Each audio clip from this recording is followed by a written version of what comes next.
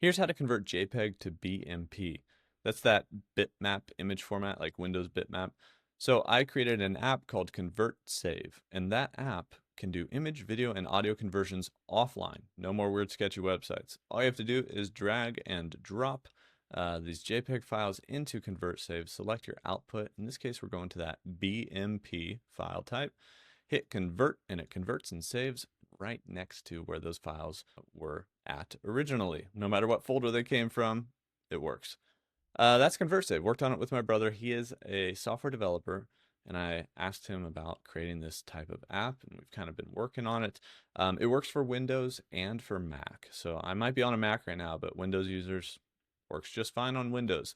We test it on both, and we're coming out with a lot more advanced features soon. So really excited about this. You can find it at convertsave.com, and you can also just click the link in the description or the top comment down below. I appreciate you guys. That's how I convert JPEG to BMP. That's also how I convert it to a lot of different formats, and also my video files and audio files. That's ConvertSave. I'll see you guys in the next one.